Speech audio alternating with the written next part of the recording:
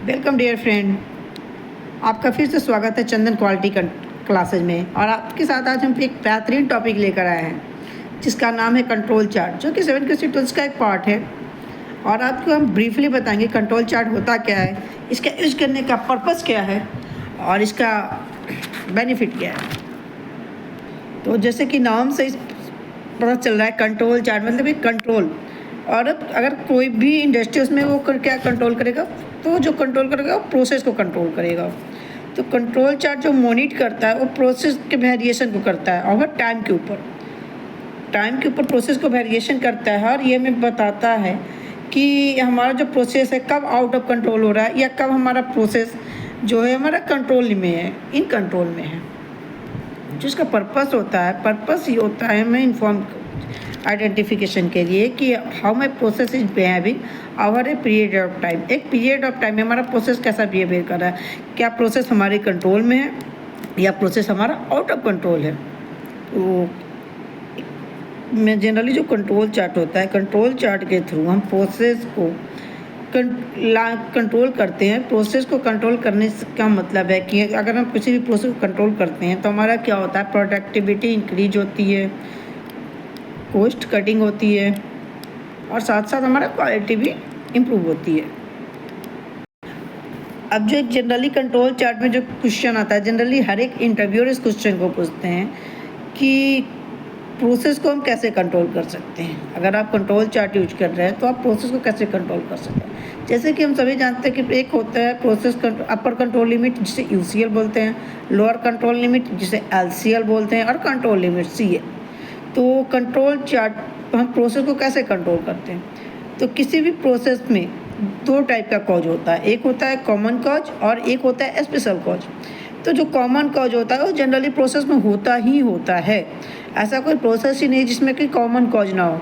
और common cause को हम कभी एलिमिनेट नहीं कर सकते हैं, कॉमन कॉज को हम रिड्यूस कर सकते हैं। तो ये क्वेश्चन जनरेट होता है जो आपको जनरली इंटरव्यूअर पूछते हैं कि क्या कंट्रोल चार्ट में हम कॉमन कॉज को एलिमिनेट कर सकते हैं। तो नहीं,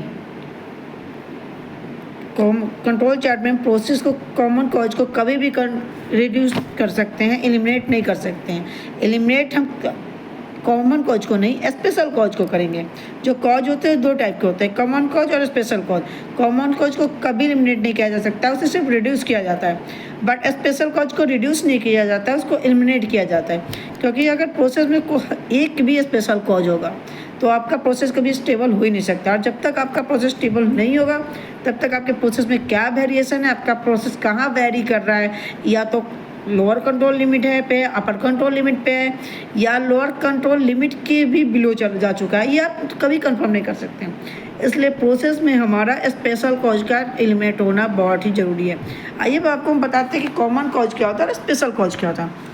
कॉमन कॉज जो जनरली डेली बेसिस पे प्रॉब्लम जनरेट हो रहा है वो कॉमन कॉज होता है। अगर कोई एक लाइन चल रही है, कोई भी एक एडाप्टर है, तो उसमें डेंट स्क्रैचेज या कुछ भी आ जाना वो कॉमन कॉज है। या किसी भी फंक्शन स्टेशन पर उसका फेल हो जाना ये कॉमन कॉज है।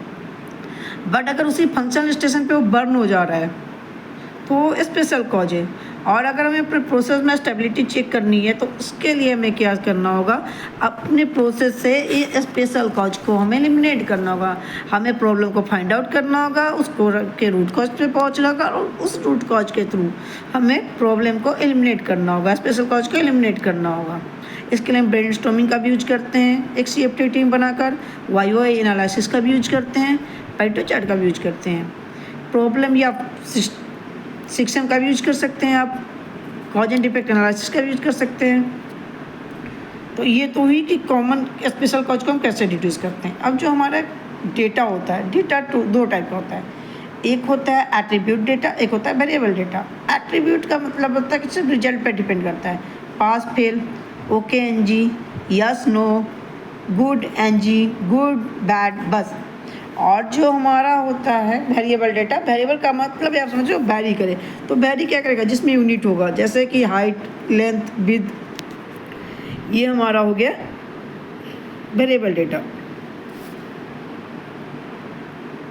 कंट्रोल चार्ट जो SPC में भी यूज किया जाता है, स्टैटिकल प्रोसेस कंट्रोल में।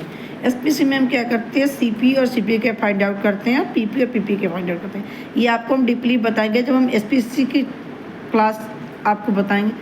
एसपीसी की क्लास आपको स्टार्ट करेंगे तो आपके हम सीपी के पीपी के दोनों को अच्छे से बताएंगे, अच्छे से डिस्क्राइब करेंगे।